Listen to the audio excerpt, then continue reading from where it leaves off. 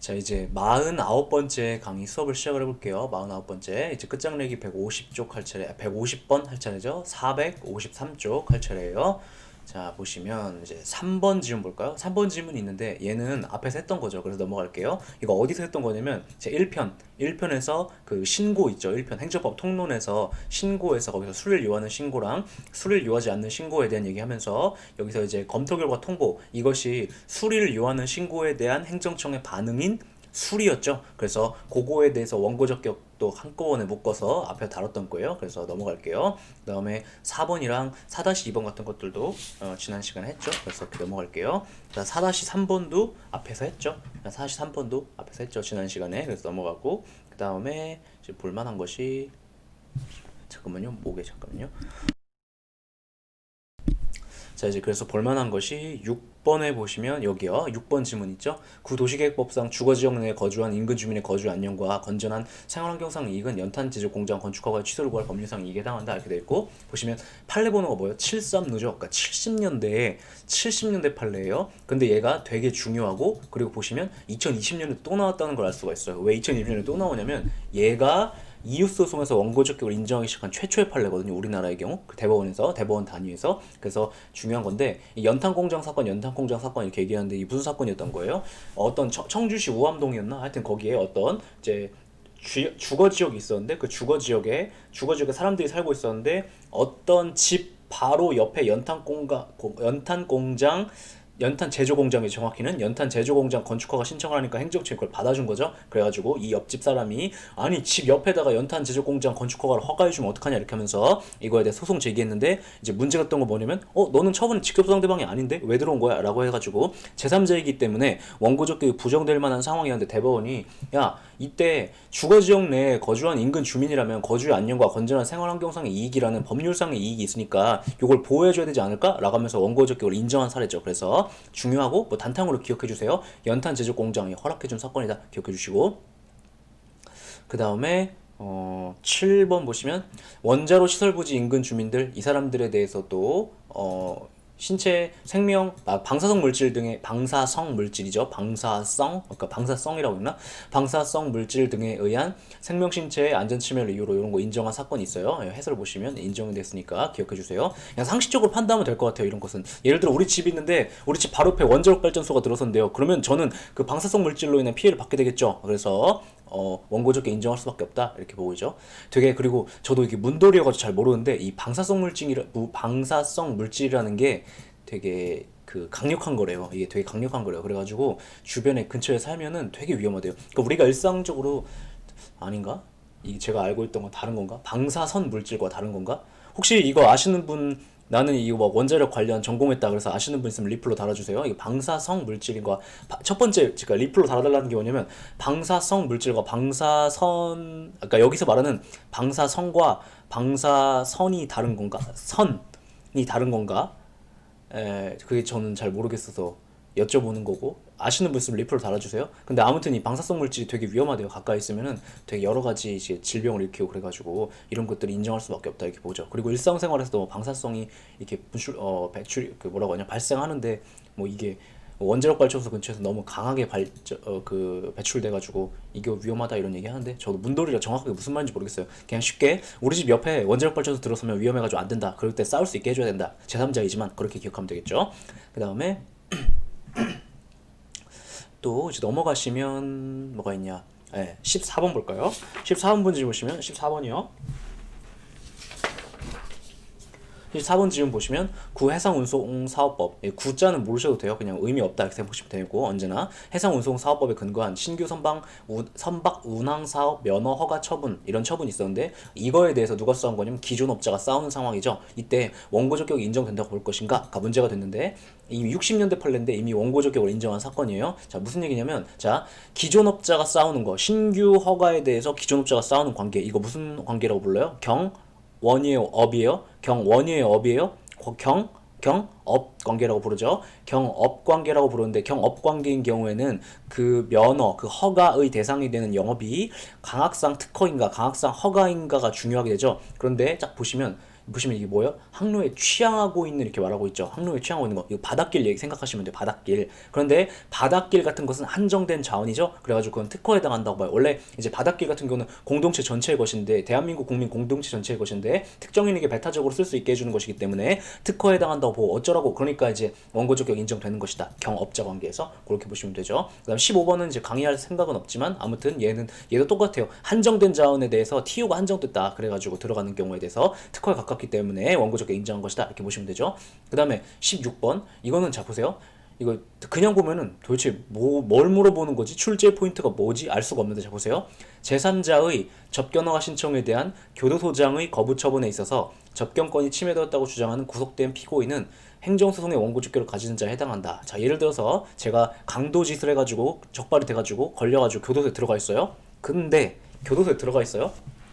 근데 예를 들어 제 친구나 아니면 변호인이 저를 만나겠다라고 교도소에 온 거예요. 그런데 교도소장이 안 돼 이렇게 했대요. 그럼 교도소장이 안 돼 이렇게 했을 때 그 안 된다는 거부 처분의 직접 상대방은 누구예요? 제 친구이거나 변호인이죠. 맞죠? 근데 그거에 대해서 제3자인 교도소에 들어가 있는 내가 쌓을 수 있다고 본 판례예요. 맥락 이해돼요? 그래서 이거는 되게 중요한 거예요. 언제나 제3자의 원고 적격은 원칙적으로 보통은 부정되는데 우리나라 행정소송법의 경우에는 처분의 직접 상대방인지 아니면 제3자인지 여부에 따라 원고 적격 여부를 가르는 게 아니라 법조문에 그냥 무치하게 법률상 이익이 있는지 요걸 가지고 가르라고 했으니까 제3자의 경우에도 보통은 안 되겠지만 인정되는 경우가 있을 수가 있어요. 그래서 그때가 언제인지를 기억했다가 제3자인데 원고 적격 인정했다. 그럼 되게 중요한 판례인 거예요. 그래서 요것도 그런 맥락이니까 기억을 해주세요. 원래는 중요한 건데 한 번 나왔죠 지금까지 이상하게도.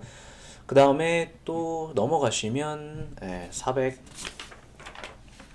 56조까지 뭐 강의할 것이 없죠. 자 이렇게 해서 원고 적격은 여기까지 하고요. 그 원고 적격에 대해서도 개별 사례들이 이렇게 있는데 제가 강의를 안 한 부분이 있어서 선생님 해설 봐도 이해가 안 돼요. 혹은 해설도 없어요. 선생님은 당연히 이해될 거라고 생각해가지고 해설 안 쓰신 것 같은데 해설 봐도 이해가 안 돼요. 이런 부분이 있으면 질문을 해주세요. 됐죠? 이제 대상 적격 들어가 볼게요. 대상 적격 1번론. 대상 적격 자 1번 주요 개념 정리 지금 456쪽이에요. 대상 적격이 뭐냐? 취소송의 대상이 될 수 있는 자격을 말한다. 다양한 행정 적용 중 취소송의 대상이 될 수 있는 것을 걸러내기 위한 목적으로 만든 개념이다. 그죠? 그래서 행정소송법 19조는 처분 등에 해당하는 행정작용만이 취소송의 대상이 될 수 있다고 규정하고 있고 그리고 행정소송법 2조 1호는 그럼 처분이 뭔데? 처분 등이 뭔데? 그것을 처분 등의 개념을 정의하고 있는데 어떻게 정의하고 있냐면 처분하고 재결이 처분 등에 해당하고 그러면 처분이 뭔데? 처분은 행정행위 그리고 행정행위의 거부, 행정행위 거부라는 것은 예를 들어서 영업허가 신청했는데 안 돼 이렇게 한 거 이런 거 아니면 이것들에 준하는 행정작용이라고 해가지고 이 세 가지가 처분에 해당한다고 보고 있고 그래서 정확하게 따지면 행정행위, 행정행위 거부 이것들에 준하는 행정작용 그리고 재결 이렇게 네 가지를 처분 등이라고 해가지고 취소송의 대상이 될 수 있는 대상으로 삼고 있죠. 어디요? 선생님 어디서 그러고 있어요? 이렇게 보면 관련 주문 정리 457쪽에 보시면 행정소송법 19조에서 취소는 처분 등을 대상으로 한다 이렇게 하고 있죠. 처분 등을 대상으로 한다 하고 있고 행정소송법 2조 1호에 보면은 2조 1항 1호에 보면 처분 등이 뭔데 이거에 대해서 정의를 하고 있죠. 그래서 처분 및 재결을 말한다 이렇게 돼 있는데 이걸 그러니까 이 앞부분까지 처분이라고 하고 있는데 행정청이 하는 구책사실에 관한 법칙 공세 공권력 행사 이게 뭐예요? 바로 행정행위죠. 또는 그 거부니까 행정행위의 거부 또는 그 밖에 이에 준한 행정작용이라고 해가지고 처분에는 세 가지가 포함되는 거죠. 행정행위, 행정행위의 거부 그다음에 그 밖에 이 둘에 준하는 행정작용 그래가지고 세 가지가 포함되는 거죠. 그리고 처분이 아니라 처분 등이라고 하면 처분 플러스 재결을 의미하는 것이다 이렇게 얘기하는 거죠. 그래서 처분 등 이렇게 얘기하면 그 처분하고 비슷한 거 뭐 이렇게 생각하시면 안 되고 처분 플러스 재결을 갖다가 처분 등이라고 한다 기억해 주세요. 비슷한 게 앞에서도 있었는데 뭐가 있었죠? 당사자 등 행정 절차법에서 당사자 등이라는 개념도 당사자랑 비슷한 거 뭐 이런 게 아니라 당사자 플러스 행정청이 행정 절차에 참여하는 것을 허락한 이해관계인 딱 그렇게 정확하게 기억을 해주셔야 돼요. 됐고 그 다음에 자 2번 동그라미 2번 그런데 이 중에서 이제 처분 등이 취소의 대상이 되는데 실무적으로 제일 중요한 것은 어떤 행정작용이 행정행위에 해당하는지 여부예요. 그래서 앞에서 배웠던 행정행위의 개념징표를 또 끌고 와가지고 문제가 여기서 또다시 문제가 돼요. 그래서 행정에 해당하지 여부는 행정행위로서의 개념징표를 모두 충족하는지 여부를 기준으로 판단한다.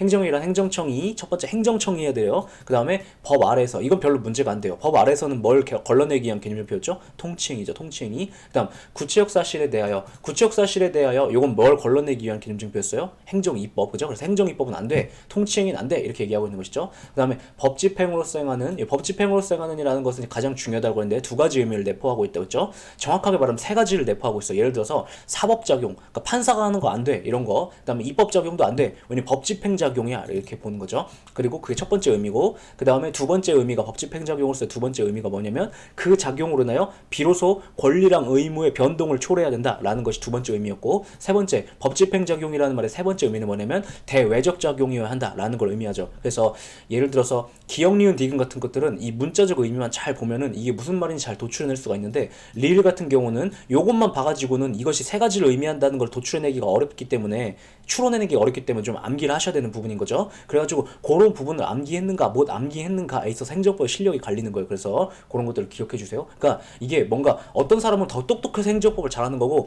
어떤 사람은 덜 똑똑해서 행정법을 못하고 그런 게 아니라 외워줘야 될 것들을 딱 정확하게 외워줬는가. 그럼 못 외워주면 거기서 문제를 풀 수가 없게 되고 외워주면 그냥 누구나 문제를 풀 수 있게 돼요. 그래서 외워줘야 될 부분 정확하게 외워주세요. 그렇게 중요한 거예요. 그 다음에 권력적 단독적 행위여야 된다 이렇게 얘기하는데 이것은 무엇을 걸러내기 위한 개념징표였어요? 사인의 죄송해요.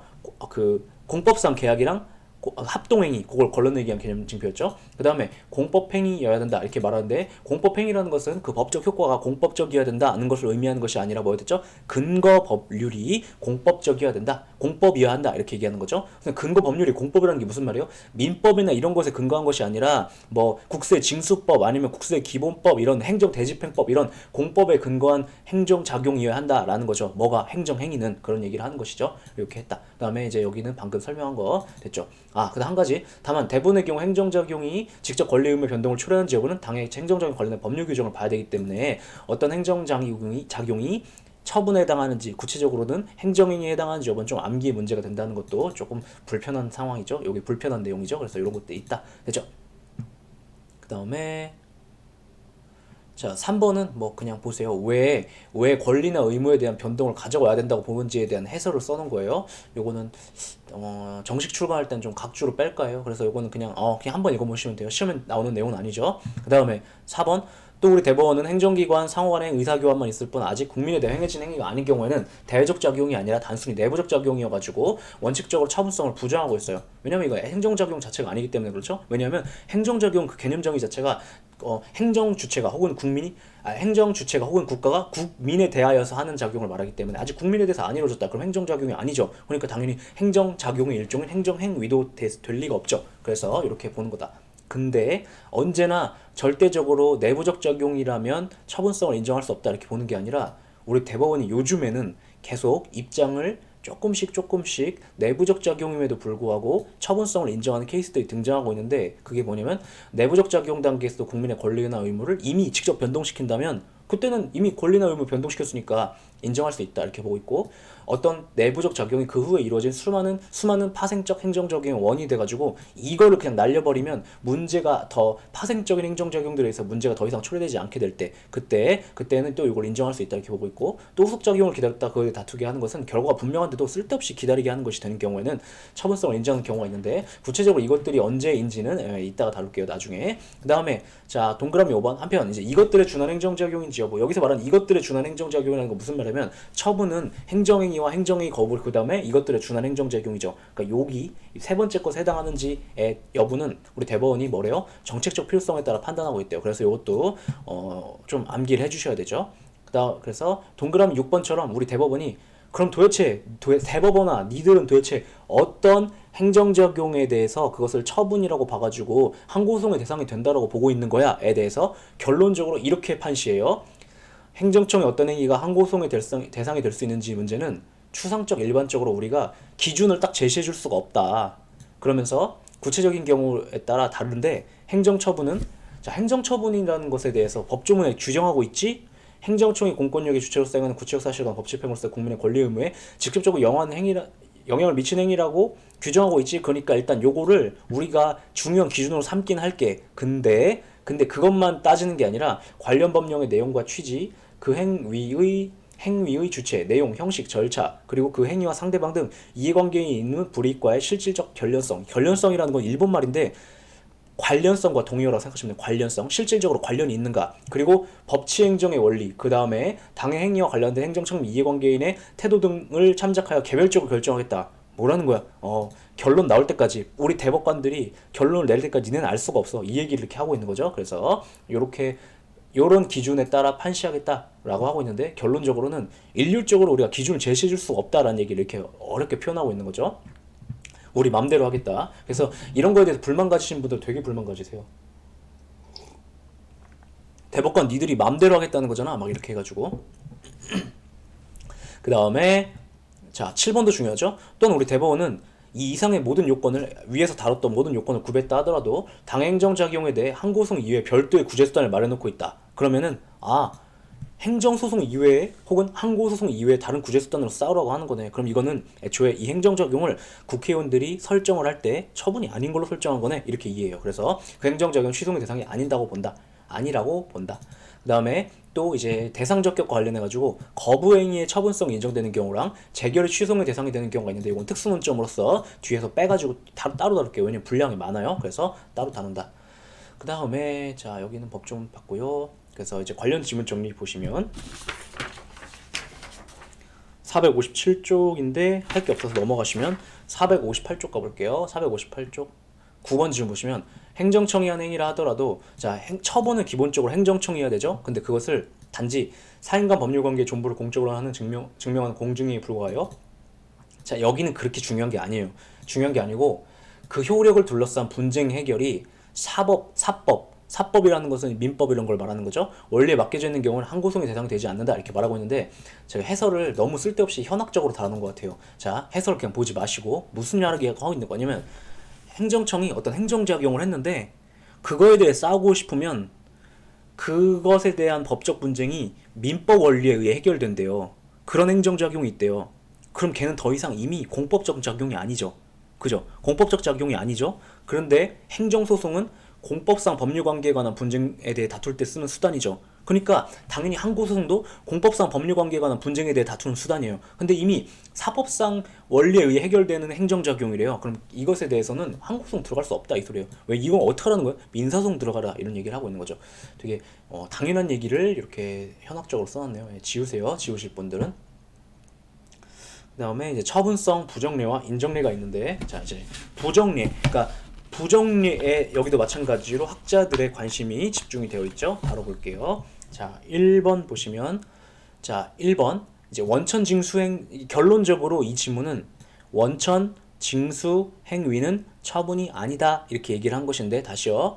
결론적으로 이 지문은 무슨 얘기하는 거냐면 원천 징수 행위는 처분이 아니야 이렇게 말하고 있는 것인데, 왜 그렇게 보냐면 학자들은 여기서는 대법원이 별다른 그렇게 논증을 안 하거든요. 왜 우리는 원천 징수 행위를 처분이 아니라고 보겠는지에 대해서 논증을 잘 안 하는데, 학자들은 어떻게 이해하냐면, 자 원천 징수 의무자가 뭐였죠? 사장님이나 회사는 행정청이 아니야 이렇게 봐요. 다시, 원천 징수 의무자는 행정청이 아니야.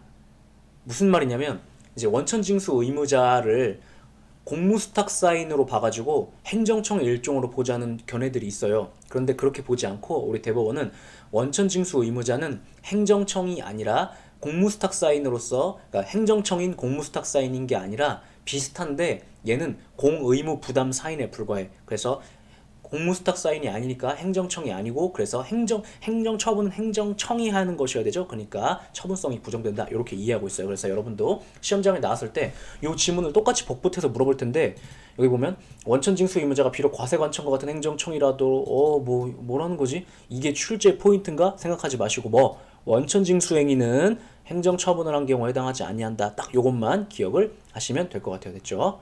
왜냐하면 원천징수 의무자는 행정청이 아니니까. 왜냐하면 공무수탁 사인이 아니니까. 그럼 뭔데? 행정청이 아니라 공무수탁 사인하고 비슷하긴 한데 공무수탁 사인에 해당하지 않는 공의무 부담 사인이야. 이렇게 보고 있으니까 기억을 해주세요.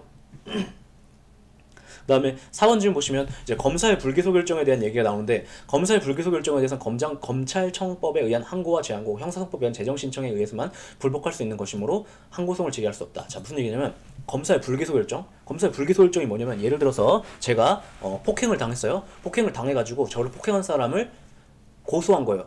고소했는데 이제 검사가 판단해 본 결과, 에이 그냥 이거 덮을래 라고 해서 그것을 공소 제기를 하지 않는 것, 그걸 갖다가 불기소 결정이라고 하거든요. 그럼 전 억울하겠죠, 맞죠? 그럼 억울한데, 그래서 그 억울함을 당한 사람이, 그러니까 피해자가, 폭행 피해자가 항고송을 제기한 거예요, 검사의 불기소 결정에 대해서. 그러니까 대법원이 뭐라고 얘기했냐면, 야, 불기소 결정은 언뜻 보기에는 행정행위로서의 개념증표를 다 갖춘 것처럼 보이는데, 그거에 대해서 싸울 수 있는 별도의 구제수단으로 검찰청법에 보면 항고나 재항고라는 수단을 마련하고 있고, 형사소송법에 보면 재정신청이라는 수단을 마련하고 있더라. 그러니까 이것은 아무리 요건, 개념증표 다 충족한다 하더라도 우리 국회의원들이 이 불기소 결정을 처분이 아닌 것으로 이해하고 있는 거라고 봐야 돼 라고 하면서 처분성을 부정했어요. 이해되죠? 그렇게 그 얘기예요. 기억해 주시고.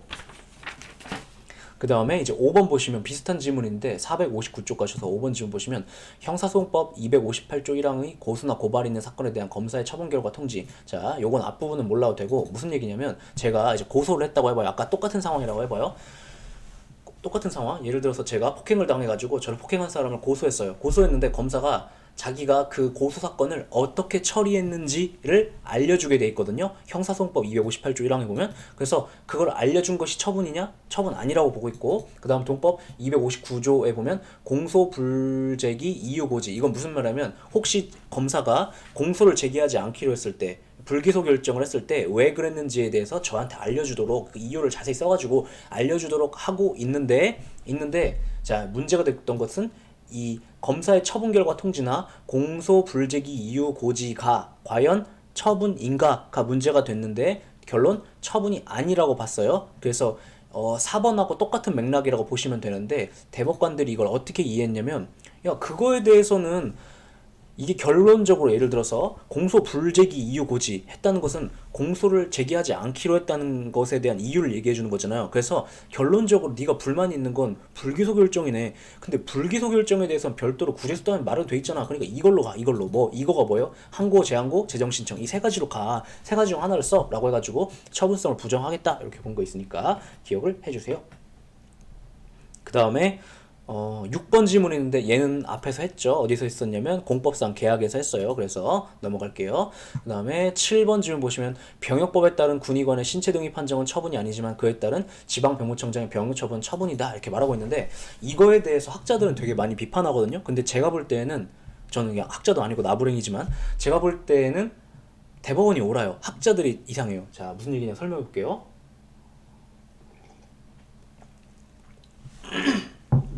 이거 남자분들은 바로 이해하시는데 여자분들은 이게 무슨 말인지 이해 못하시는데, 병역법에 따른 군의관의 신체 등의 판정, 이게 남자들 혹시 막 남자 친구나 오빠나 뭐 남동생이나 있으신 분들은, 여자분들 잘 생각해 보세요. 막 신검 받으러 간다 이렇게 얘기하죠. 그 신검 받으러 가면 뭐 하냐면, 남자들이 이렇게 옷을 다 갈아입게 한 다음에 되게 추리닝 같은 거 2개만 입혀놓고 그다음 쭉 앉혀요. 그런 다음에 이제 소고기 이렇게 등급을 매기듯이 남자들 한 명씩 한 분씩, 존엄하신 한 분씩 이렇게 앞으로 오라고 한 다음에, 얘가 이제 뭐 눈, 그 다음에 뭐 무릎, 뭐 척추, 뭐 그 다음에 뭐 피부병, 그 다음 또 뭐죠?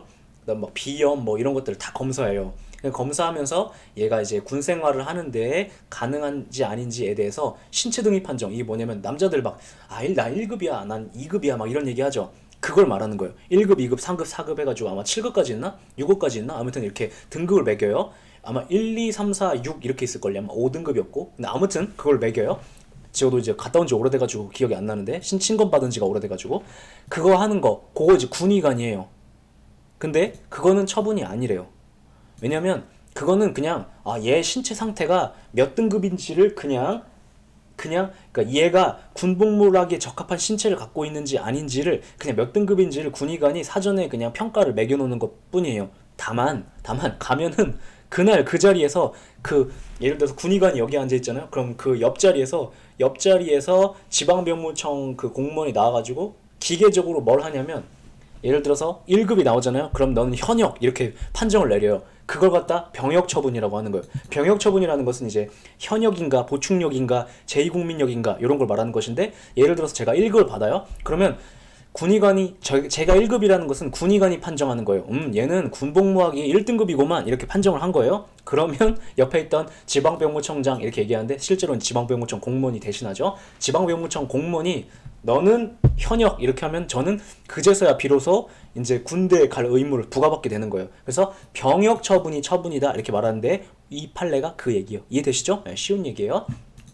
그 다음에 7-1을 보시면, 병역 처분의 자료로 군의관이 하는 병역법상의 신체 등급 판정은 처분이 아니지만 지금 요 판례 한 번 더 출제한 거예요. 2017년 지방직 9급에서. 근데 이게 기출지문 하나로 깔렸거든요. 그러니까 두 개의 판례를 한꺼번에 이렇게 물어보는 경우도 있어요. 보시면 이건 아니지만 산업재해 보상보험법상 장애보상금 결정이 기준이 되는 장애 등급 결정은 처분이다 이렇게 얘기했거든요. 그러니까 이 판례는, 이 지문은 두 개의 판례를 한꺼번에 묶어서 물어본 건데 비판하려고 출제한 거예요. 뭐 상호 모순되는 판례이다, 서로 모순되는 거예요. 비판의 의도로 출제된 것이다. 무슨 말이냐면, 자, 병역 처분의 자료로 쓰이는 신체 등급 판정은 아직 이것에 의해서 어떤 의무나 권리가 생기는 것이 아니기 때문에 처분이 아닌데, 이 판례에서, 그러니까 2001도 8.15 사건에서는 산업재해보상보험법상 장애보상금 결정 기준은 장애 등급 결정, 이게 내가 이제 그러니까 회사에서 일하다가 다쳐요.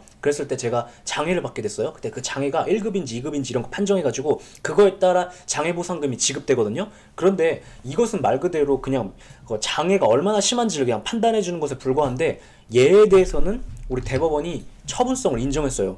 그래서 학자들이 보기에는 논리 구조가 얘가 완전 똑같은데, 신체 등급 판정에 대해서는 처분성을 부정해놓고 장애 등급 결정에 대해서는 처분성을 인정한 거예요. 그러니까 이거를 제가 볼 때는 이거에 대해 논문 쓰신 분이 있는 것 같아요. 이거를 까고 싶으셨던 거예요. 그래서 이거를 출제했어요. 그러니까 구태여 두 개의 판례를 하나의 지문으로 묶어서 이렇게 출제한 적이 있으니까 이것도 기억을 해주세요. 됐죠? 그 다음에 12번 보시면 이제 스티브 유승준 씨죠. 유승준 씨. 쓸데없는, 진짜 리얼 아무짝에도 쓸모없는 쓸데없는 얘기인데, 유승준 씨가 보니까 저랑 같은 유시더라고요. 네, 정말 쓸데없죠. 자, 12번 계속 수업 시작해 볼게요. 계속 강의할게요. 법무부 장관 인기 가수 스티브 유의 입국금지 결정을 했다. 이게 무슨 얘기냐면, 여러분들 그 외국 나갈 때 인천공항에서 밖에 나가거나 아니면 들어오거나 할 때 뭐 해요? 이렇게 여권 이렇게 바코드 이렇게 찍고 나가잖아요. 그 다음에 그 뭐지, 손가락 같은 것도 대고 나가잖아요. 그게 뭐 하는 거냐면, 이 사람이 대한민국 내 출입국을 해도 되는 사람인지를 컴퓨터에 이미 다 입력이 돼 있어요. 그리고 그 결정을 사전에 누가 하냐면 법무부 장관이 다 해놔요. 그런 다음에 시스템에 다 입력해놓고 거기에 이제 저촉되면 거기서 그 인천 출입국장에서 딱 거르는 거죠. 못 들어와 너는, 아니면 넌 들어올 수 있어 이렇게 문 열어주고 하는 거, 그거를 말하는 것인데, 그걸 내부 전산망인 출입국관리 정보 시스템에 법무부 장관이 입력했어요. 예를 들어서 스티브 유는 대한민국에 들어오면 안 되는 사람 이렇게 딱 입력을 한 거예요. 법무부 장관이. 근데 아직 그거를 스티브 유에게는 알려주지 않았대요. 그랬을 때, 자, 입국 금지 결정이 처분이냐 이렇게 물어봤는데 대법원이 아니라고 봤어요. 무슨 얘기냐면, 그러니까 입국 금지 결정은 아직 스티브 유의 권리의무에 영향을 미치지 않는다고 본 것인데, 무슨 얘기냐면, 야, 스티브 유에 대해서 우리가 뭘 했는데? 아직 아무것도 한 것이 없죠. 다만 스티브 유가 한국에 들어오려고 했을 때 인천공항 출입국장에서 걸려가지고 문이 안 열려가지고 못 들어오게 되면, 그때는 이 스티브 유에게 무언가 국가가 행정작용을 한 것이 맞는데, 아직은 아무런 행정작용도 걔에 대해서 한 게 아니야. 그러니까 우리 내부에서만 의사를 결정한 것에 불과하니까 행정작용이 아니니까 당연히 처분성도 부정되겠지, 이렇게 본 거예요. 하나만 쓸데없는 얘기 추가로 하나 더 하자면, 이거에 대한 논문을 제가 본 게 있는데, 보니까 뭐라고 하냐면, 출입국장에서 이렇게 문을 탁 닫고서 안 열어주잖아요. 그러면 그것은 그 문을 안 열어준 행위가, 입국금지 결정에 따라 문을 안 열어준 행위가 권력적 사실행위로서 그건 처분이 될 수는 있겠지. 근데 입국금지 결정은 아직 스티브 유에 대해서 뭔가 아무것도 한 것이 아니잖아. 그러니까 행정작용 자체가 아니어서 처분성도 없다. 이렇게 본 거 있으니까 기억을 해주세요. 그 다음에 17번 지문 460쪽 가셔서, 얘는 쉬운 건데, 한국마사회가 징계처분으로서 조교사 또는 기수의 면허를 부여하거나 취소한 행위, 이게 뭐 이런 게 있어야 말 탈 수 있나 봐요.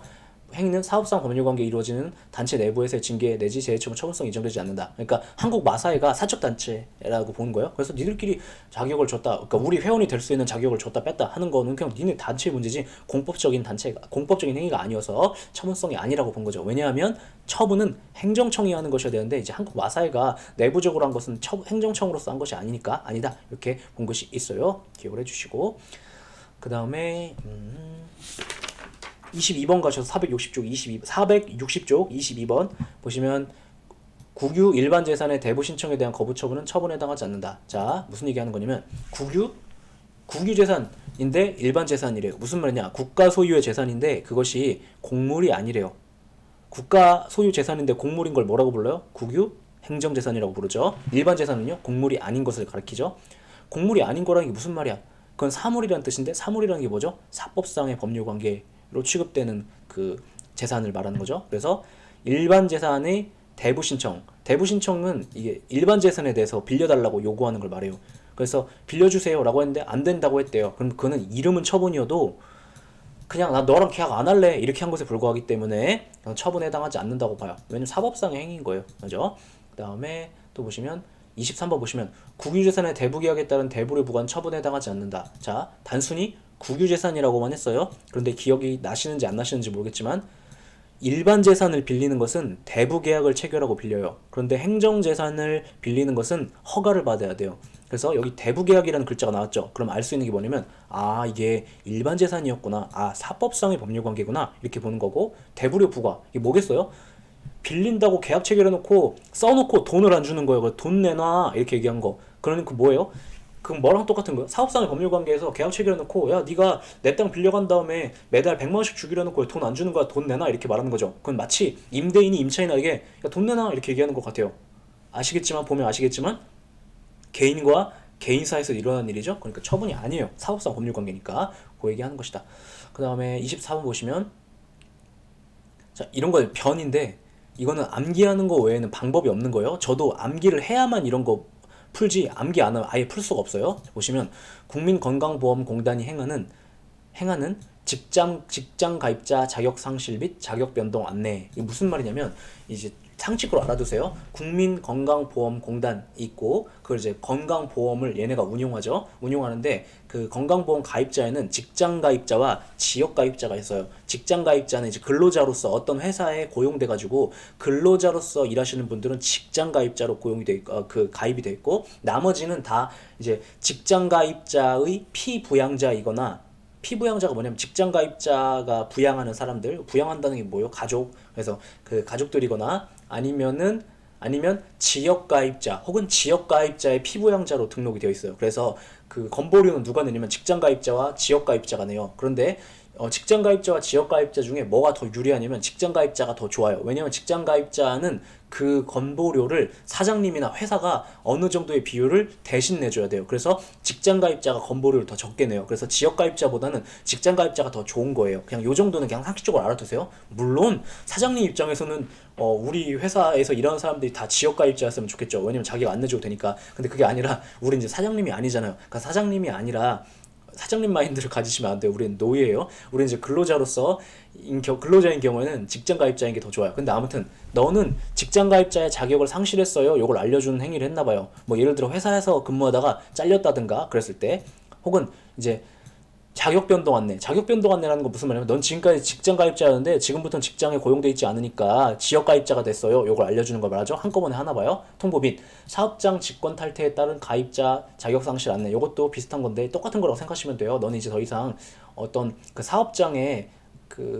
들어가 있지 않으니까 너는 이제 직장 가입자로서의 자격을 상실한 거야. 요런 것은 처분성이 인정되지 않는다. 이렇게 봤는데 도대체 뭘 물어보는 거지? 뭘 물어보는 것이냐면 이걸 물어보는 거예요. 암기하지 않으면 풀 수가 없는데 판결문을 열어보면 무슨 얘기를 하냐면 그러니까 얘는 처분이 아닌데 왜 그러냐면 얘네들이 있다고 해서 얘네들이 어떤 회사에서 잘린 사람을 상대로 발급되었다고 해서 그것에 의해 그 회사에서 잘린 사람의 권리나 의무가 바뀌는 것이 아니야. 그러니까 처분성 인정되지 않아. 이 얘기를 하는 거예요. 왜냐하면 자 해설 보시면 국민건강보험법상 국민건강보험 직장가입자 또는 지역가입자 자격 변동은 법령이 정하는 사유가 생기면 이게 포인트죠.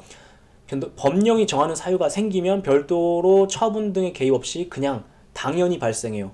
그러니까 예를 들어서 제가 직장에서 잘렸어요. 그러고 나서 이제 하루가 지나잖아요. 그러면 저는 이제 직장가입자 자격을 상실하게 되는데 그것으로서 그냥 상실하게 되는 것이지, 국민건강보험공단에서 잘리고 나서 한 일주일 있다가 당신은 직장가입자로서의 자격을 상실하였음을 알려드립니다 라는 통지를 했다고 해서 그것에 의해서 비로소 저는 직장가입자다가 지역가입자로 바뀌어버리는 것이 아니라는 거죠. 그러니까 그 알려준 행위는 그것에 의해서 권리나 의무를 비로소 바꾸는 것이 아니니까 처벌성이 없다, 그 얘기를 하고 있는 거예요. 됐죠? 그래서 이거는 상식으로 좀 알아야만 풀 수가 있는 거죠. 이런 거. 그래서 제가 변이라고 써놓은 거예요. 기억을 해두시고. 그 다음에 25번 보시면 공무원 고충심사의 결정은 행정상 쟁송에 대해서는 행정처분에 해당한다고 볼 수 없다 이렇게 말하고 있는데, 이것도 지엽적인 거지만 해설 보시면 고충심사 제도는 공무원의 권익을 보장하고 적정한 근무환경을 보장해 주는 제도이긴 하나 법적인 강제 권한이나 형성 권한이 없어요. 그래서 그래요. 무슨 얘기냐면 여러분들 이제 공무원이 취업하시잖아요. 공무원에 취업한다. 네. 그 공무원이 되시잖아요. 죄송해요. 이상한 막 요상한 표현을 만들어가지고 그 공무원이 임용되시잖아요. 그러면 이제 거기 일하다 보면은 막 진짜 자살하고 싶다. 막 업무가 너무 많다. 아니면 직장 상사가 너무 괴롭힌다. 나만 미워하는 것 같다. 왕따인 것 같다. 그래서 별의별 사유를 이유로 사유에 제한이 없이 그 어떤 사유로든 그냥 일하는데 너무 힘들어요. 이런 것 가지고도 고충심사를 받을 수가 있어요. 그러한 되게 좋은 시스템을 마련해 놓고는 있는데 대신 심사에 제한이 없는 대신 이 고충심사 그 위원회에 아무런 권한이 없어요. 그래서 고충심사위원회에서 아이고 그래 너는 지금 왕따를 당하고 있는 거야 이렇게 결정을 내려줘가지고 얘한테 왕따 하지 마, 얘를 이 공무원 왕따 시키지 마 라고 한다 하더라도 법적인 아무 효력이 없어요. 그래서 처분이 아니에요. 네, 이해되죠? 무슨 말인가? 네, 이렇게 제도 있으니까 기억을 해주세요. 그 다음에 26번은 이 변이라고 썼는데 변 지우실까요? 한 번만 들으면 다시는 절대로 안 까먹어요. 자, 지자체장이 밭에 측백나무 300그루를 식재하는 행위는 처분성이 없다. 뭔 소리 하는 거지? 그러니까 지문이 O인지 X인지를 판단하려면 이거 출제 포인트 이거네. 그런데 이거에 대해서 O냐 X냐 물어보는 거네. 이렇게 판단을 해야 되는데 이렇게 보면은 도대체 뭐야 이게 뭘 물어보는 거야? 이렇게 싶으실 텐데 너무 당연해서 얘도 그 출제 포인트가 안 잡히는 건데 뭐냐면 제가 밭에 가서 나무를 심어요. 그게 누군가의 권리랑 의무를 바꾸니? 아니. 너무 당연한 얘기. 그래서 처분성이 없다. 그 얘기를 하는 거죠. 그 다음에 자 27번이 이게 진짜 중요한 건데 지금 27번이죠. 27번 이 중요한 건데 기출 표시를 보세요. 2015년 이후에만 출제된 걸 모았거든요. 그러니까 얘가 실제로는 2007년 막 이때부터 모으면은 여기서 한 10번 더 있어요. 근데 2015년 이후만 모았는데도 셋, 넷, 다섯, 6번이 출제가 됐어요. 반드시 기억하셔야 되는 판례예요. 자 보시면 이게 두 가지 행정작용에 대한 처분성을 한꺼번에 판시한 건데 국세환급금 결정이나 여기다가 쉼표 써놓을까요? 자 일단 결론부터 말씀드리면 이게 뭔지는 모르겠지만 국세환급금 결정 처분 아님, 그리고 그것을 환급해주지 않겠다라고 한 거부결정 처분 아님, 이렇게 두 가지를 한꺼번에 한 문장으로 판시하고 있는 지문이에요. 그리고 매우 중요하기 때문에 반드시 기억하셔야 돼요. 근데 이제 설명을 해보면 왜 국세환급금 결정이 처분이 아니냐면 요걸 설명하기 전에 왜 국세환급금 결정 신청에 대한 환급 거부 결정은 처분이 아니냐면 요거부터 설명을 할게요. 자 일단 어떠한 거부행위가 있는데 거부행위의 처분성이 인정되려면 기본 강의 때 배웠는데 어떤 요건이 충족돼야 돼요? 첫 번째, 거부의 객체가 처분이어야 되고, 두 번째, 그 거부한 행정작용을 발급해달라고 요구할 수 있는 신청권이 있어야 되죠. 그죠? 그 두 가지가 메인이 되는 요건인데 보시면 일단 환급 거부 결정은 왜 처분이 아니냐면 국세환급금 결정이 처분이 아니기 때문에 그래요. 객체가 처분이 아니니까. 자 그러면 얘는 왜 처분이 아닌데 그걸 설명해 볼게요. 해설 보시면 국세환급이라는 게 뭘까요? 이게 몰라도 문자적 의미에서 추론해 볼까요? 국세환급. 국세가 뭐예요? 국가에 내는 세금을 말하는 거겠죠? 국세에는 뭐가 있어요? 뭐 예를 들어서 소득세, 상속세, 뭐 종합부동산세 이런 것들이 있는데 아무튼 국가에 내야 될 세금을 너무 많이 낸 거예요. 다시 돌려줘. 그러니까 돌려주는 거, 그걸 국세환급이라고 하는 거예요. 그럼 국세환급 결정은 뭐겠어요? 그것을 돌려주기로 하는 결정을 말하겠죠. 상황 이해되죠? 근데 자 보세요. 국세환급은 그 국세를 너무 많이 받아가지고 돌려주는 거, 그거는 부당이득 반환의 일종이어서 과온합이 있으면, 과온합이 뭐죠? 너무 많이 내거나 아니면 잘못 내거나 했을 때 곧바로 국가는 환급 의무를 부담해요. 다만 그거를 연말에 한꺼번에 정산하는 거예요. 우리가 돌려줘야 될 게 있는가 이렇게 한번 정산을 하는 거. 그 과정을 국세환급금 결정은 국세환급 거부 결정이라고 하는 거예요. 그래서 국세환급 의무는 국가의 환급 결정에 의해 비로소 발생하는 게 아니라 아니다. 따라서 국세환급금 결정은 처분이 아니고 그러니까 그 객체가 처분성이 부정되니까 거부도 처분이 아니겠죠. 이해돼요? 그래서 처분성이 부정된다. 기억해 주시고 그 다음에 요것도 기억해 주세요. 요것도 가끔 나오니까 국세환급금 지급 청구. 그러니까 국민이 국가한테 국세환급금 내놔. 네가 나한테 줄 게 있어. 라고 해서 지급 청구도 뭐 하는 거예요? 부당이득 반환 청구하는 거죠. 그러니까 민사소송으로 들어가는 거예요. 행정소송이 아니에요. 요것까지 기억을 해주세요. 굉장히 중요한 내용이에요. 그 다음에 자 27-7번 보시면 국세환급금의 충당. 자 여기 보시면 이렇게 관련 지문으로 나와 있죠. 뭐냐면 보세요. 국세환급금의 충당은 국가의 납세자에 대한 환급금 채무와 조세채권의 대등에게서 소멸되게 한다는 점에서 민법상 상계랑 비슷하므로 납세 의무자가 갖는 환급 청구권인의 존부나 범위 또는 소멸의 구체적이고 직접적인 영향을 미치는 처분을 볼 수 없다. 자 이런 얘기예요. 결론적으로 국세환급금의 충당이 처분이냐? 다시 국세환급금의 충당이 뭔지는 모르겠는데 그것이 충당이냐 이걸 물어보는 것인데 처분 아니다 이렇게 말하고 있고 논거는 야 그 민법에서 개인과 개인 사이에서도 하는 상계랑 똑같은 거네 이렇게 말하고 있는 거예요. 다시 국세환급금의 충당이라는 게 뭔지는 모르겠는데 대법원이 뭐래요? 그것은 개인과 개인 사이에서도 하는 상계랑 똑같은 거네. 그러니까 그건 처분이 아니야 이렇게 말하고 있대요. 그러면 국세환급금의 충당이 뭐냐 여기 써있죠. 납세자에게 국세환급금을 환급하기 전에 다른 체납국세가 있는지 조사해가지고 체납국세가 있으면 먼저 체납국세에 충당한 다음에 남은 것만 환급해주는데 이걸 국세환급금 충당이라고 해요. 뭔 소리냐면 국가가 있고 개인이 있어요. 근데 이 개인이 국가에 내야 될 세금이 예를 들어 하나, 둘, 세 가지 종류라고 해봐요. 그런데 예를 들어서 세 가지 종류? 두 가지라고 할게요. 단순하게 해서 이 갑이라는 국민이 있고 국가가 있는데 갑이 국가에 내야 될 세금이 두 가지가 있어요. 뭐 예를 들어서 국세가 뭐 밀린 게 두 가지가 있다고 해봐. 안 낸 게 뭐 예를 들어서 뭐 소득세나 종합부동산세 두 가지가 있다고 해봐요. 아니면 뭐로 할까? 상속세? 그냥 소득세, 상속세 아는 걸로 상식적으로 직관적으로 와닿는 걸로 해볼게요. 소득세도 내야 되고 상속세도 내야 돼요. 근데 소득세 내야 될 게 1,000만 원이고 상속세 내야 될 게 1,000만 원이에요. 그런데 지금 갑이 소득세를 1,200만 원을 냈다고 쳐봐요. 1,200만 원을 실수로 1,000만 원을 내야 되는데 1,200만 원을 낸 거예요. 그러면 지금 국가는 소득세 부분에 대해서 뭐 해줘야 돼요? 200만 원 환급해줘야 되죠. 그런데 이미 갑에게는 뭐가 있는 거예요? 상속세 1,000만 원 내야 될 것도 있잖아요. 그러면 국가는 그걸 안 돌려주고 200만 원을 안 돌려주고 그냥 그 1,000만 원에서 남은 상속세 1,000만 원에서 200만 원을 그냥 깔 수 있어요. 이렇게. 그러면 이제 갑은 국가에 대해서 상속세 800만 원만 남게 되는 것이죠. 이렇게 하는 것을 환급금 충당이라고 하는데 근데 이거는 개인과 개인 사이에서 똑같은 짓을 해요. 개인과 개인 사이에서도 예를 들어서 제가 친구한테 돈을 두 번 빌려주는 경우가 있을 수 있어요. 그죠? 돈을 그러니까 기업과 은행 사이에서 특히 이런 일이 자주 발생하는데 기업과 은행도 개인과 개인 사이의 관계죠. 왜냐면 은행도 개인이에요. 근데 예를 들어 제가 친구한테 돈을 두 번 빌려줬는데 1,000만 원 두 번 빌려줬는데 얘가 저한테 1,200만 원 갚은 거예요.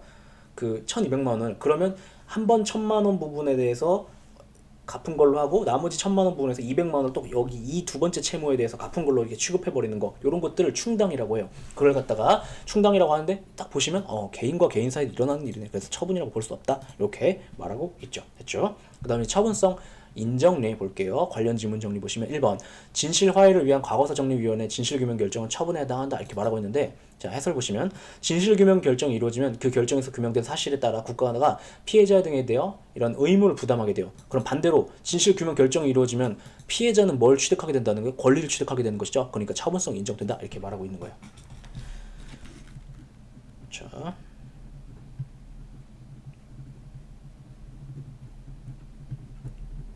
근데 이게 진실 화해를 위한 과거사 정리위원회 이게 뭐 하는 것이냐면 이게 우리나라가 그 뭐라고 해야 될까 해방 이후에 그 이승만 정권이 있었고 그 다음에 장면 정권이 있었고 그 다음 박정희 정권이 있었고 그 다음에 최규하 정권이 있었고 최규하 정권이라고 하기 좀 이상하죠. 있었고 그 다음에 그 전두환 정권이 있었고 그 다음에 노태우 정권이 있었고 그 다음에 뭐죠? 김영삼 정권이 있었고 김영삼 정권 다음에 뭐였지? 갑자기 기억 안 나냐? 김대중 정권이 있었고 김대중 정권 다음에 노무현 정권이 있었고 그 다음에 이명박 정권이 있었고 박근혜 정권이 있었고 그 다음에 지금 문재인 정권이잖아요. 이렇게 정권이 역사적으로 이렇게 쭉 있었는데 우리나라가 그동안에 이제 친일 문제도 있었고 그 다음에 또 그 북한과 대립하는 과정에서 전쟁에서 억울하게 죽은 사람도 있었고 그 다음에 군사 독재를 하는 과정에서 민주화 과정에서 억울하게 죽은 사람도 있었고 이런 거잖아요. 그래서 사건이 너무 많으니까 그런 것들을 뭉탱이로 묶어가지고 처리하기 위한 목적으로 이런 걸 만들었어요. 그래서 여기에서 뭐 같은 걸 처리하냐면 과거사 정리위원회, 그러니까 풀네임 정식 명칭은 진실 화해를 위한 과거사 정리위원회인데 여기서 뭘 정리하냐면 예를 들어서 그 제주도 4.3 사건 막 이런 거 있잖아요. 그죠? 그런 것들에 대한 진실규명 결정을 하기 위한 목적으로 만들어진 건데 이 결정을 하면 그래서 예를 들어 어떤 사람이 제가 있었는데 뭐 제가 제주도에서 태어났다고 해봐요. 아니지만 제가 제주도가 아니라 뭐 저희 할아버지가 제주도에 태어나셨다고 해봐요. 저희 할아버지가 제주도에서 4.3 사건 때 억울하게 죽었다. 우리나라 군인들에 의해서 억울하게 죽었다. 그러면은 그곳에서 진실규명 결정이 딱 이루어지면 이제 그 후손들에게 그 손해배상 청구권이 인정되고 막 이런 것들이 있어요. 그래서 이런 것들인데 그 처분성을 인정했다 기억해 주시고 그 다음에 2번은 제가 해설도 안 써놨죠. 암이라고 써놓고 해설도 안 써놨죠. 왜 그러냐면 가끔 출제를 요렇게 하는 경우가 있어요. 어떻게 하냐면 국가인권위원회가 진정에 대하여 그러니까 국가인권위원회에다가 억울해요. 나는 인권을 침해받았어요. 이렇게 얘기하는 걸 진정이라고 하는데 했는데 국가인권위원회가 각하 뭐라는 거야? 넌 여기서 판정을 받아볼 자격조차 없어. 각하하거나 아니면 우리가 판정을 해봤는데 넌 인권을 침해 안 받았는데 이런 것을 했대요. 그걸 각하 및 기각 결정이라고 하는데 그걸 했을 경우에 피해자인 진정한 사람이죠. 그러니까 진정하다. 아까 진정을 넣은 사람, 진정인은 인권 침해 등에 대한 구제 조치를 받을 권리를 박탈당하게 되기 때문에 국가인권위의 진정에 대한 각하 및 기각 결정은 처분에 해당한다 이렇게 말하고 있는데 출제 다시 뭘 물어보고 있는 거냐면 국가인권위원회의 진정에 대한 각하 또는 기각 결정은 처분성이 있냐? 이걸 물어보는 것인데 출제를 가끔 이렇게 할 때도 있어요. 어떻게? 처분성 인정되는데 왜 처분성 인정되는지를 귀찮으니까 판례를 복붙하는 과정에서 논거까지 복붙하는 경우가 있어요. 그런데 결론적으로 우리 대법원은 요것 때문에 블럭 시험 부분이요. 요것 때문에 처분성이 있다고 보고 있어요. 권리를 박탈하기 때문에 처분성이 있다고 보고 있다. 다시 출제가 이렇게 된 적도 있고 저렇게 된 적도 있는데 국가인권위원회에 대한 진정을 국가인권위원회가 기각하거나 각하한 결정은 처분성이 있나요? 이렇게 딱 단타형으로 이렇게 물어볼 때도 있었고 실제로 처분성이 근데 결론적으로 있어요. 왜 있다라고 보냐면 또 출제를 이렇게 할 때도 있는데 논거를 이렇게 깔아주면서 출제할 때도 있는데 뭘 논거로 드냐면 이거 각하나 기각당하잖아요? 그러면 인권 침해 등에 대한 구제 조치를 받을 권리를 당하게 되잖아요. 왜냐면 나는 이게 전제로 하고 있는 건 뭐냐면 국민은 인권을 침해당했을 때 국가인권위원회를 통하여서 권리를 구제받을 수 있는 권리를 갖는다라는 걸 전제로 여기서 기각이나 각하를 당하면 그 권리를 박탈당하게 된다. 그래서 권리를 침해당하게 된다. 그래서 처분에 해당한다고 본다. 이렇게 해석을 하고 있어요. 그래서 이것도 단타가 있으니까 기억을 해주세요. 얘도 암기하셔야 되죠. 그 다음에 3번 그 1번 지문이랑 비슷한 건데 이거는 좀 다른 거예요. 친일 반민족 행위자 재산조사위원회 재산조사 개시 결정. 무슨 말이냐면 예를 들어서 저희 할아버지가 친일 행적을 하셨어요. 왜 저희 할아버지 자꾸 들지? 저희 할아버지가 아무튼 친일 행적을 왜냐면 이게 뭐 예를 들어서 여러분의 할아버지가 친일 행적을 하셨어요. 이렇게 하면 기분 이상하잖아요. 그죠? 그냥 제가 할게요. 저희 할아버지가 친일 행적을 하셨어요. 그랬는데 친일 행적을 하긴 하셨는데 사실 친일 행적이라는 것이 평가적 개념이란 말이에요. 그래가지고 이 친일 행적을 첫 번째 한 것인지 여부는 되게 불분명한 경우가 대부분이에요. 예를 들어 저희 할아버지가 뭐 천황폐하 만세 막 이런 걸 하셨다면 친일 행적을 한 거겠죠. 근데 그게 아니라 되게 불분명해요. 그리고 또 문제가 되는 게 뭐냐면 친일 행적을 했다 치더라도 그것으로 인하여 재산을 취득하신 그 대가로 재산을 취득하잖아요. 그럼 그건 더더욱 분명해요. 더 불분명해요. 왜냐면 대가성도 또 추가적으로 결부되니까. 그러니까 친일 행위성도 평가적 문제고 대가성도 평가적 문제여가지고 되게 이것을 판정해줘야 되는 작용들이 있는데 그걸 갖다가 이제 판정을 하기 위해서 일단 니네 집에 재산 뭐 있나 알아보자 하는 걸 갖다 재산조사 개시 결정이라고 해요. 이해돼요? 친일 반민족 행위자 재산조사위원회라는 게 있고 그것은 처분성이 인정된다. 그러니까 인정되냐? 이렇게 물어보고 응 된다 이렇게 말하고 있는 지문인데 해설 보시면 친일 반민족 행위자 재산조사위원회 재산조사 개시 결정이 있잖아요. 그러면 조사 대상자는 위원회 보전처분 신청을 통하여 재산권 행사에 실질적인 제한을 받게 되고 위원회가 오라고 하면 가야 돼요. 이런 의무를 부담하게 돼요. 그다음 자료 제출하세요. 그럼 해야 되고 그래서 권리랑 의무를 건드리게 되죠. 그래서 처분성 인정된다 이렇게 보고 있죠. 여기는 뭐 띄어도 되고 안 띄워도 되고 띄우는 게 낫겠죠. 왜냐면 뭐 너무 한 글자여가지고. 됐죠. 그 다음에 그러면요.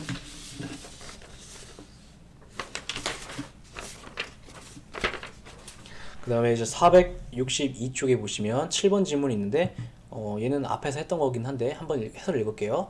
국가나 지자체에 근무하는 청원경찰의 근무관계는 사법상의 고용관계가 아니라 공법관계로 봐야 된다. 공법관계로 봐야 된다는 거 자주 출제되죠. 그리고 그 공법관계이기 때문에 거기서 지자체에 근무한 청원경찰에 대해서 한 징계는 공무원에 대해 이루어진 징계와 같아. 그런데 배경지식으로 이걸 알고 계셔야 돼요. 공무원에 대하여 하는 징계는 처분이 있어요. 처분성이 있어요. 그래서 그것도 똑같으니까 행정처분에 해당한다 이렇게 보고 있어요. 그래서 요 얘기하고 있다. 그렇죠? 그 다음에 8번 얘도 신표시가 돼 있긴 한데 앞에서 했던 거죠. 어디서? 공법상 계약에서 했던 거예요. 그래서 넘어갈게요. 그 다음에 10번 질문 보시면 표준지 공시지가 결정은 처분성을 가지냐? 갖는다고 봐요. 다시 표준지 공시지가 결정은 처분성을 갖는다고 봐요.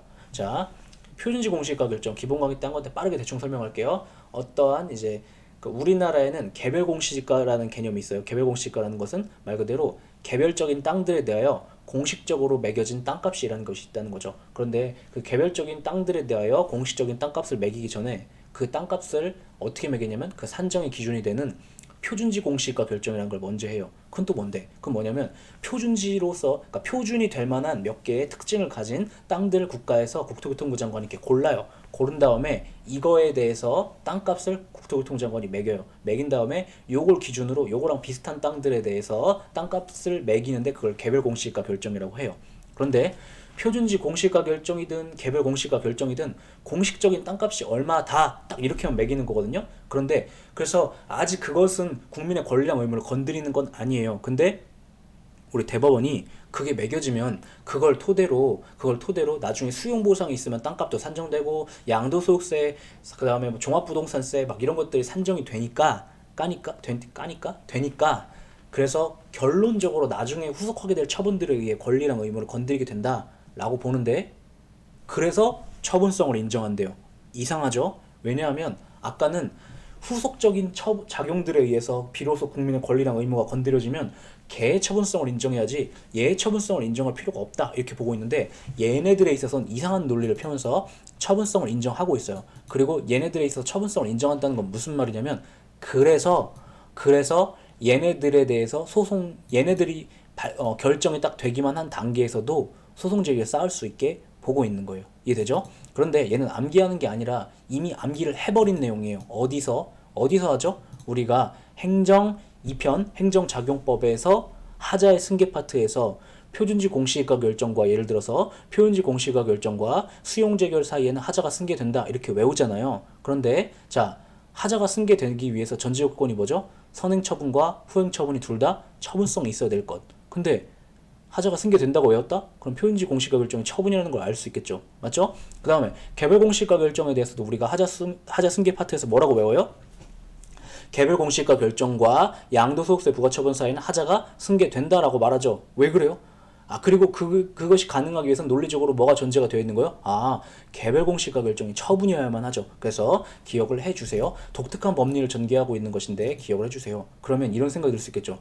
근데 대법원이 뭐 이렇게 엉망진창이에요? 맞아요. 엉망진창이에요. 무슨 얘기냐면 대법관들도 판례라는 것이 지금 보시면 이게 936 10828 얘도 936 111 혹은 926 12407이어가지고 92년도 93년도에서야 이루어진 판결이에요. 근데 이때는 법학이라는 것이 계속 발전을 한단 말이에요. 법 논리도 계속 발전을 하고 그러면 예를 들어 92년은 지금부터 몇 년 전이죠? 28년 전이죠. 28년 전에 여러분이 몇 살이었나 생각해 보세요. 여러분들 중에는 그 태연의 표현처럼 이미 태어나지도 않으신 분들로 태반일 테고 오히려 그 아빠 쪽에 계신 분도 많겠죠. 그러니까 이게 법리가 계속 발전하고 있어서 제가 딱 일률적으로 이렇게 기본 강의 때 딱 한 문장으로 표현하는 것처럼 모든 사건들이 그냥 딱 일도양단으로 그렇게 처리되는 게 아니에요. 그러다 보니까 사실 법학이 어려운 거고 그러다 보니까 되게 많은 내용이 암기의 대상인 거고 그래요. 그래서 그런 것들도 있음을 고려해가지고 이런 것들 처분성 같은 거 이렇게 딱 정확하게 개별 사건들을 딱딱딱딱 암기해주고 무엇이 원칙인데 뭐가 예외고 이렇게 딱딱 머릿속에 남도록 기억을 해주세요. 됐죠. 그래서 얘네들은 예를 들어서 변칙을 사용한 것이다. 변칙적인 판례들이다. 옛날 판례여서 이런 것도 기억을 해주시고요.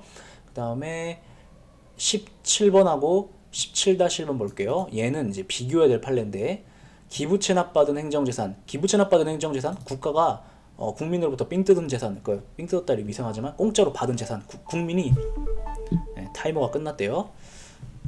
끝났대요. 잠깐만요. 쉬었다 할까? 아니에요. 지금 17번하고 17-1하고 20번까지만 하니까 거기까지 끝을 낼게요. 국민이 국가에 대해 바친 재산, 왜 바치겠어요? 막 허가 받는 조건으로 바치고 막 그러죠. 아무튼 그런 재산이 있었나 봐요. 예를 들어서 건축 허가 해주는 대신 도로 건설한다면 그 도로를 국가에 바쳐라 이런 식으로 한 거. 그래서 기부 체납받은 행정재산에 대한 사용수익 허가, 이 뭐겠어요? 빌려주는 거. 그거는 사법상 행위가 아니라 관리청의 공권력을 가진 우월적 지위에 행하는 행정처분이다 이렇게 말하고 있어요. 그래서 자 행정재산이 있는데 행정재산이라고 했으니까 말 그대로 이미 곡물이라는 걸 알 수 있겠죠. 그죠? 그거를 네가 쓸 수 있게 해주는 것. 그것은 행정처분이라고 본대요. 그리고 대법원은 이걸 갖다 뭐라고 보냐면 곡물이죠. 곡물, 공동체 전체의 재산, 공적인 물건, 이것을 특정인이 쓸 수 있게 해준대요. 뭐예요? 특별한 지위를 인정해주는 거죠. 특허로 보고 있어요. 그러니까 처분성을 인정한다. 그죠? 여기까지 이해되시죠? 그런데 이거는 이제 992 509 사건인데 그거 말고 936 7365 사건이 있어요. 비교될 걸로 보시면 구지방재정법 시행령 71조의 규정에 따라 기부 체납받은 공유재산이라는 것은 이게 지방자치단체의 재산을 가리키는 거죠. 그리고 여기엔 다시 일반재산하고 행정재산으로 갈린다는 걸 알 수 있고, 근데 어쨌든 일반재산하고 행정재산을 통틀어 일컬어서 공유재산이라고 하죠. 그래서 얘가 일반재산인지 행정재산인지는 알 수 없지만 아무튼 그것을 무상으로 기부한 자에게, 무상에는 포인트가 없어요. 그것을 그래 네가 써도 좋아 라고 허용하는 행위는 사경제 주체로서 상대방과 대등한 입장에서 하는 사업상 행위다 라고 본 판례가 있는데 자 일단 얘는 이해가 되시죠? 근데 얘는 뭐냐, 이거에 대해서 학자들의 해석이 갈리는데 이것이 공유재산이라고는 하고 있지만 사실은 공유재산 중에서 일반재산을 뜻하는 것이었다 이렇게 보시는 분들이 있고, 어떤 분들은 특히 이제 박균성 교수님이 이렇게 보시는데 93년도까지만 해도 이 법리가 정리가 안 됐던 거야. 그런데 그래서 93년도에는 실수를 한 거야. 어떻게? 이걸 허용해 주는 걸 갖다가 사업상 행위라고 본 거야. 잘못된 거야, 판례가. 그래서 99년도에 이 판례가 나옴으로써 얘는 폐기가 된 건데, 다만 완전히 똑같은 사안이 아니어가지고 전원합의체 판결로 폐기한 것이 아니어가지고 아직 살아있긴 하지만 실질적으로 얘는 폐기된 판례야 이렇게 보시는 분들도 있고, 그것이 박규성 교수님 견해예요. 그래서 요게 아마 박균성 교수님이 출제연도 들어가셨을 때 출제하신 것 같은데 그래서 박균성 교수님은 이걸 좋아하세요. 왜? 폐기를 안 하고 전원합의체 판결로 판례를 살려둔 채로 그거랑 모순되는 판례를 이렇게 판시해버렸다라면서 비판하고 싶어 하시거든요. 그래서 자 우리는 어떻게 기억하면 되냐면 여기는 허가죠. 허가 얘는요 허용이죠. 그래서 허가라고 본 사건에서는 그걸 처분이라고 봤고, 허용이라고 본 사건에서는 그걸 사업상 행위로 봤다. 이렇게 이상한 판례가 있다라는 거 기억을 해주세요. 선생님 그럼 판례의 역사에 대해서도 알아야 되는 거네요. 교수님들이 좀 내키면 출제하는 경향이 있어요. 이렇게.